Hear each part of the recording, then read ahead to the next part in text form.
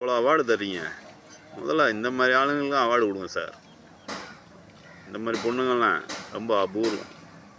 இப்போ நீங்க எந்த டிஷ் கொடுத்தாலும் நான் செய்வேன். ஏன்னா அவருக்கு பிடிச்ச ஒன்னொன்னையும் நான் ஒரு நாளும் ட்ரை பண்ணுவேன். ஒரு நாள் கூட எனக்கு அவருக்கு பிடிக்காத நான் கொடுத்ததே கிடையாது. 3 வேளைனா 3 வேளையும் அவருக்கு பிடிச்சது தான் நான் செய்வேன். Day to டேவாமா?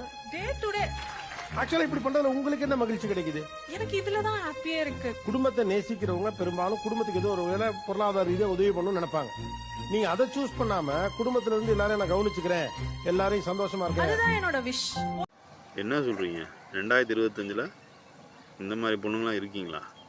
அதுவும் புருஷனுக்கு இவ்வளோ பணிவிட செய்கிறீங்களா? நம்ப முடியலையம்மா. இருந்தாலும் கொடுத்து வச்சவர் தான் உங்கள் புருஷன். பொருளாதாரம் மட்டும்தான் ஒரு ஹஸ்பண்டுக்கு சப்போர்ட் கிடையாதுல்ல. காலையில எந்திரிச்சதுல நைட்டு முடிக்க அவருக்கு தலைக்கு எண்ணெய் தேய்ச்சி விடுறதுல இருந்து அயன் பண்ணி கொடுக்கறதுல இருந்து ஷூ எல்லாமே நான் தான் பண்ணுவேன். அன்னைக்கு கால் புடிச்சு விடுறதுக்கு எல்லாம் எதுவுமே அவருக்கு நான் பண்ணாதே கிடையாது. எத்தனை வருஷம் ஆச்சு கல்யாணம் ஆகி? 5 years. அவங்க வீட்டுக்கார பேர் என்னமா? பிரேமானந்த். நல்லா